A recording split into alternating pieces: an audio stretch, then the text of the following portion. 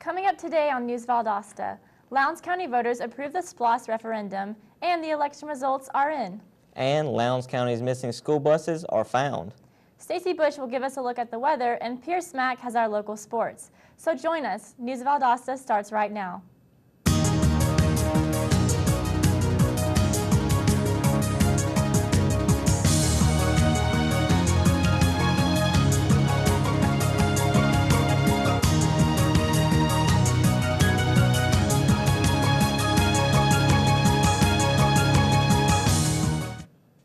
Welcome to News Valdosta. I'm Chris Jones. And I'm Camille Ralston. Valdosta and Lowndes County leaders have made their case with voters for a special local option sales tax referendum they say is vital, as 69% of the voters approved the measure yesterday. Just 1 year ago, voters defeated a SPLOST referendum, but government leaders dropped a lot of the project from that referendum to focus on more urgent needs this year. The biggest chunk of the money approved Tuesday will pay to relocate Valdosta's troubled wastewater treatment plant. The city is under an order from the federal government to build a new plant after numerous large sewage spills during heavy rain. Valdosta's share of the revenue is expected to be $80 million over the next 6 years if the referendum passes. More than $50 million of that would go toward water and sewer improvements. In local elections, Sandra Tooley received 48% of the vote for City Council Seat 4 District 2. But since she didn't receive 50% of the vote on Election Day, we can't say she's the clear winner until the provisional votes are counted. The results should be published by Friday. Alvin Payton won the City Council seat for District 4 by capturing 69% of the vote. Runner-up Junior Jackson received only 30%. City Council Seat 6 incumbent Robert Yost will keep his seat by winning a close race between him and Joseph Wheeler. Yost received 52% of the vote, while Wheeler received 42%. Lizzie Shumpard captured the Valdosta School Board District 2 seat by earning 63% of the vote. Runner-up Edgar Tooley received 36% of the votes cast. Vanessa Flukas keeps her school board seat with a commanding victory over challenger James Nelson. Flukas won with 72% of the vote. In the Hayhira mayor election, the votes are just too close to call between Bruce Kane, who received 39% of the vote, and Rose Adams, who received 38%. We'll be waiting on provisional voting to see if there will be a runoff. In a special election for the Hayhira City Council District 2 seat, Kenneth Davis had the second most impressive win of the night, earning 85% of the vote, while runner-up Tracy Davis received 15% of the vote. 2 Lowndes County school buses stolen over the weekend of October 5th and 6th have been recovered in Jacksonville, Florida. The buses were spotted Saturday running shuttles during the Georgia versus Florida football game. Details have not been released. Law enforcement officials are continuing to investigate, but Lowndes County Schools Transportation Director Roger Christie is traveling to Jacksonville today to retrieve the buses. The Wings of Freedom Tour arrived in Southwest Georgia Regional Airport Monday afternoon and will run through Wednesday. The tour will make a stop in Valdosta from Wednesday through Friday. The tour features the B-17 Fighting Fortress and the B-24 Liberator aircraft. Both were essential to success during the Second World War. According to Chief Pilot Jim Harley, there is only one B-24 Liberator left out of the 18,000 that were built and only 6 B-17s left flying. The World War II veterans will be admitted with no charge. Tours cost $12 for adults and $6 for children. In other news, a local pecan farm is calculating losses and determining how to move forward after fire caused extensive damage at its processing plant. Sometime between 8 and 9 o'clock Sunday night, a fire started in the pecan dryer pens at Shiloh Farms processing plant on Possum Creek Row in Ray City. Plant owner Buck Paulk believes dust particles are some sort of small debris ignited during the drying process and set the pecan bins ablaze. Volunteer firefighters brought the blaze under control and extinguished it in about 2 hours. Valdosta State University officials are warning students, faculty, and staff about a new computer virus that takes all of your hard drive files hostage. The CryptoLocker virus encrypts all of the files, then requires you to buy a $300 key to unlock the files before the virus deletes them. Officials say they haven't seen the virus on the VSU campus yet, but other public universities in Georgia have been affected. A federal judge has sentenced a former Moody Air Force Base airman to 9 years in prison for possession of child pornography. In addition to 108 months of imprisonment, Senior U.S. District Court Judge Hugh Lawson ruled that Brandon, 23-year-old Meredith Hardy, must serve 15 years of supervision following prison and monitored as a registered sex offender. The sentence was pronounced in Valdosta Federal Courtroom Friday. Hardy's case was part of an undercover case investigated by the Federal Bureau of Investigation. A 10-year-old girl whose malnourished body was found in a suburban Atlanta trash bin had tried to run away from home and showed up at school with bruises and welts on her body, police reports show. Iman E. Moss, his stepmother, had been charged with child cruelty after beating the girl, according to the reports from the Gwinnett County Police Department. Moss's burned and emaciated body was found in a trash bin in unincorporated Lawrenceville on Saturday. The girl's father, Iman Moss, and stepmother Tiffany Moss have been charged with murder, concealing a body, and child cruelty. They're being held without bond in the Gwinnett County Jail. A local man has been given the maximum fine and a stiff sentence in an animal cruelty case that had local animal rights activists outraged. 27-year-old Antonio Baker was sentenced by municipal court judge Vernita Bender on October 21st to a year of probation, during which he will not be allowed to have any animals. Baker also received 80 hours of community service to be served at an animal shelter, as well as a maximum $500 fine and 10 days in jail. The most peculiar part of his sentence is the 10 days of jail time Baker was given to serve during weekends. Jail time is rarely given in animal cruelty cases in Georgia, according to Judy Haverkamp, a Humane Society volunteer. Judge Bender said it was one of the worst cases of animal cruelty she had seen. A shooting investigation in Tift County has stalled because 26-year-old victim Justin Barnes is reluctant to talk after enduring a gunshot wound to his side. Investigators are still not sure where Barnes was shot or why he was shot.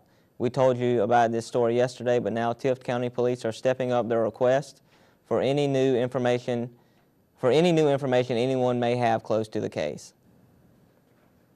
The manhunt for Malcolm Thomas is continuing after eluded officers yesterday morning. A police officer spotted Malcolm Thomas at 13th Street in Cordell Tuesday morning and chased him up to 15th Street. He is believed to be hiding out on the property of Norbert in a heavily wooded area. The 23-year-old Cordell resident is wanted on 2 warrants after authorities say he ran away from a traffic stop in Crisp County and fired a gun at a woman. Officials from the Cordell Police Department, the Crisp County Sheriff's Office, and GBI are helping with the manhunt. Coming up, a South Georgia university plans a ceremony to honor our veterans. And find out how you can recycle your electronics. All of this and more when we come back, so stay with us. Valdosta State University. Quality academics. Caring faculty mentors. A beautiful campus. Opportunities for involvement, leadership, and service. Championship athletics, spirit and pride. Discover your opportunities. Valdosta State University.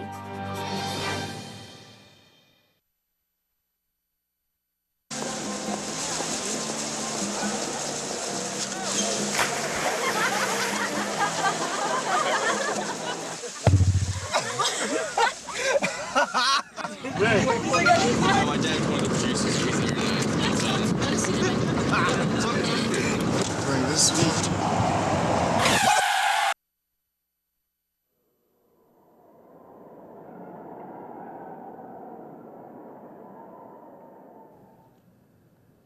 Welcome back to News Valdosta. Thomas University will recognize veterans with a special ceremony slated for 8:30 Monday morning inside Smith Bonvillain Hall. This event will focus on the sacrifices that veterans and their family members make in serving their country. The keynote speaker for the event will be Mike Marabito, accompanied by his wife Karen. Marabito was medically retired from the Army in March 2008. Together, Mike and Karen Marabito will share their story as part of Thomas University Veterans Day ceremony on November 11th. A reception will immediately follow the event. This Saturday, the City of Valdosta will hold an electronics recycling day. Residents in Valdosta and the surrounding area are encouraged to come and drop off old cell phones, computers, or other electronics they may have lying around unused. The event is held twice a year and is part of the Keep Lowndes Valdosta Beautiful campaign. KLVB Executive Director Aaron Strickland says that recycling is about giving residents a way to help keep their community clean. The event will be held at 2300 North Ashley Street from 9 in the morning to 1 in the afternoon. The Valdosta City Council will meet in regular session tomorrow afternoon at 5:30 in City Hall. All City Council meetings are held in the council chambers located on the second floor of City Hall and are open to the general public. Toronto Mayor Rob Ford acknowledged for the first time Tuesday that he smoked crack probably a year ago when he was in a drunken stupor. But he is refusing to resign despite immense pressure to step aside as leader of Canada's largest city. Allegations that the mayor had been caught on video smoking crack surfaced in news reports in May. Police said the video will come out when Ford's associate and occasional driver, Alexander Lisi, goes to trial on drugs and extortion charges. Albany State University students got some hands-on lessons in the fire safety Tuesday afternoon. The Albany Fire Department stopped by 2 dorms to give students safety tips, including how to use a fire extinguisher. They taught students how to aim, squeeze, and sweep at the base of a fire. Firefighters will visit other ASU dorms later this week. The Albany Fire Department also puts on events like this at nursing homes and other venues throughout the year. Phoebe Putney Health System announced a new partnership with XG Health Solutions yesterday in an effort to reduce healthcare costs in what officials call uncertain economic times. At a press conference on Tuesday, the 2 entities said their mission is to help hospitals with the Affordable Care Act, sequestration, and loss of volume. The partnership between Phoebe and Geisinger comes as performance-based arrangements are put in place where providers will be paid based on the quality and not the amount of care delivered to patients. With another flu season fast approaching, those in the know offer ways to guard against infection or deal with the flu and your efforts fail. Everyone over the age of 6 months who do not have a life-threatening reaction to flu shots should be immunized. Medical experts recommend washing your hands frequently, covering your coughs, and sneezing into a tissue. If you have flu symptoms, health professionals say you should stay home from work and school and avoid public places. Researchers found that as people's gum health improves, the buildup of plaque in their arteries slowed. This narrowing of the arteries, called atherosclerosis, is a major risk factor for heart disease, stroke, and death. Research suggests that disease-related bacteria may contribute to the buildup of plaque in a number of ways. For example, animal studies suggest that these bacteria may trigger inflammation associated with the illness. The researchers say regular visits to your dentist and daily dental care can reduce these risks. Up next on News Valdosta, a new interchange is coming to I-75.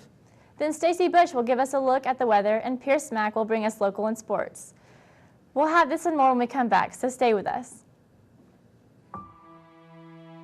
In 1977, in Johannesburg, South Africa, an 8-year-old boy picked up the game of golf from his father. By the age of 9, he was already outplaying him. The odds of this gentle lad winning the Junior World Golf Championships at the age of 14, 1 in 16 million.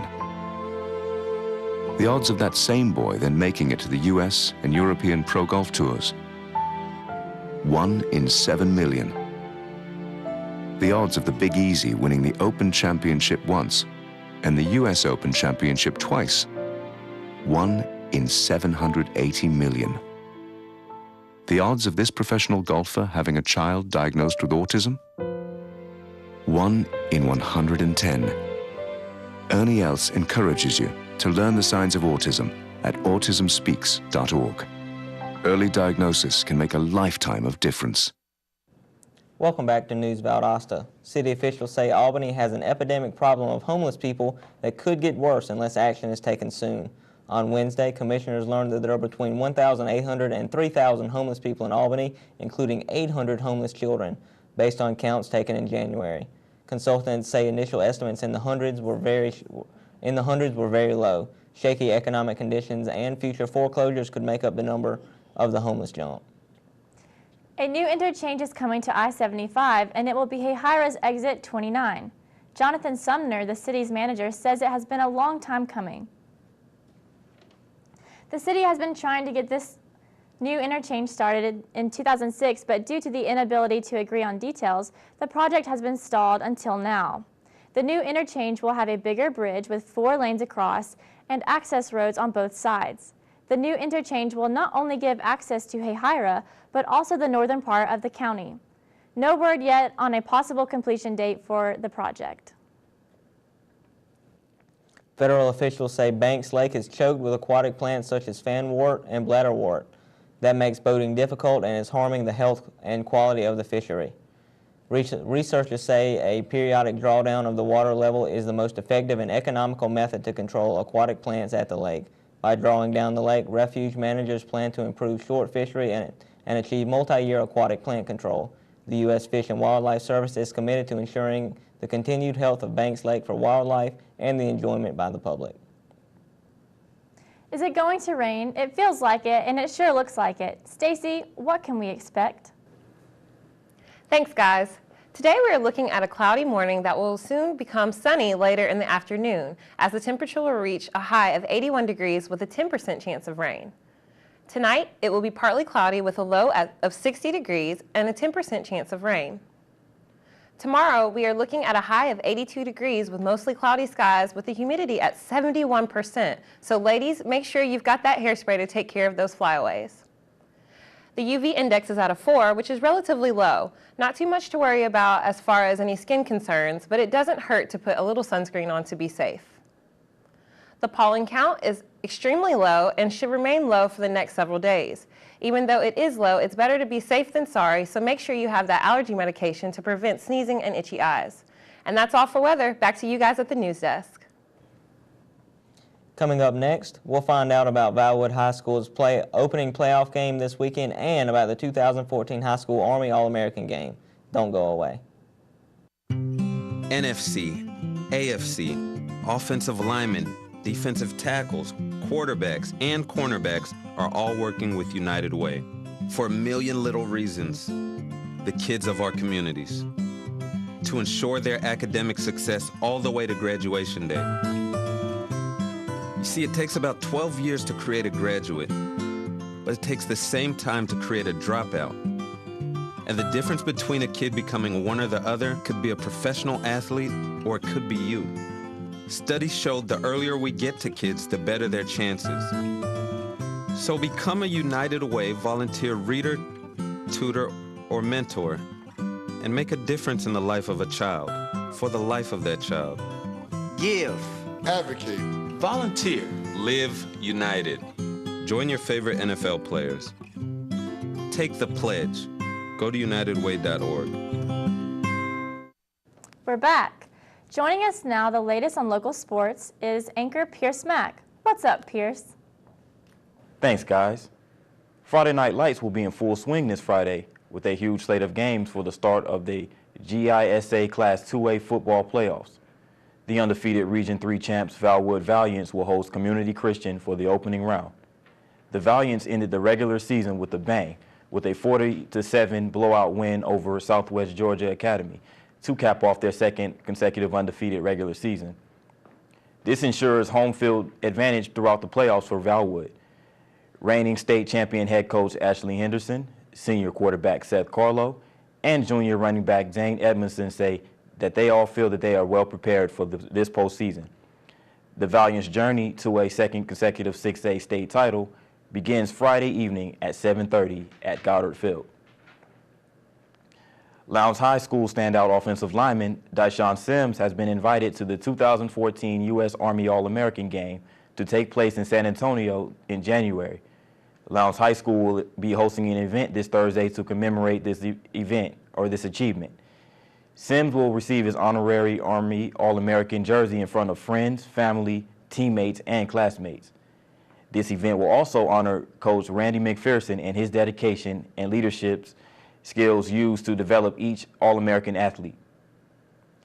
The U.S. Army All-American Bowl is the annual high school all-star game held in San Antonio. The game showcases some of the top-notch high school football talent in the nation. Dyshawn Sims will join an elite fraternity of only 90 players that are selected annually out of the millions of high school football players in the nation. As of 2013, there are over 200 Army All-Americans that are currently on NFL rosters. Some of the more notable names include Adrian Peterson, Andrew Luck, Ndamukong Suh, Percy Harvin, Tim Tebow, Jarvis Jones, Ryan Cushing, Reggie Bush, and Taj Boyd, just to name a few. With Sims' stellar play on the offensive line this season, the Lowndes Vikings finished the regular season averaging 190 yards rushing with 43 total touchdowns. The Vikings finished the regular season with an overall record of 7-3 and 4-2 within 6A play. That's the best in Lowndes County sports today. Back to you guys at the news desk. When we come back, one of our local students wins a hog livestock show. And don't you want to get involved in enhancing the downtown community? Find out how. Stay with us. Valdosta State University. Encouraging. In-depth inquiry. Hands-on experience. Service and involvement. And a global view. While offering a beautiful residential campus. Over 100 fields of study. Graduate and online degrees. And championship athletics. All in a warm and friendly community. Get connected and involved. Do more, become more. Valdosta State University.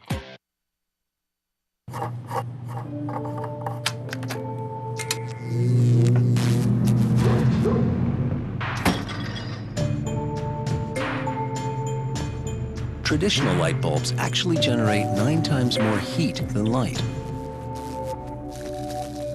Switch to Energy Star light bulbs, and you'll realize just how much cash you were really burning through. Saving energy saves you money. Learn more at energysavers.gov. Welcome back again. 116 students from Lowndes, Lanier, and Eccles County exhibited hogs at the 37th Annual Lowndes Area Market Hog Show yesterday. The exhibitors were 1st through 12th grade students and either members of FFA or 4-H. The event was held at the Lowndes County Fairgrounds / Civic Center. Carly Barber of Lowndes FFA exhibited the grand champion. Tori Milleruns of Lowndes 4-H exhibited the reserve champion hog. Weight class winners included Elizabeth Fisher of the Lowndes FFA in Class 1, Connor Sharehouse of Lowndes 4-H in Class 2, and John Langdale of Lowndes 4-H in Class 3. Valdosta's Central Development Authority Committee meeting will be held Tuesday from 5 to 6 p.m. The Central Valdosta Development Authority manages the process of enhancing downtown's position as the governmental, cultural, and economic center of the greater Lowndes County area by involving businesses, property owners, government, churches, and the entire community. For more information, contact Valdosta Main Street. That's another edition of News Valdosta. I'm Camille Ralston. And I'm Chris Jones. Thanks for watching and have a great day. We'll see you next time.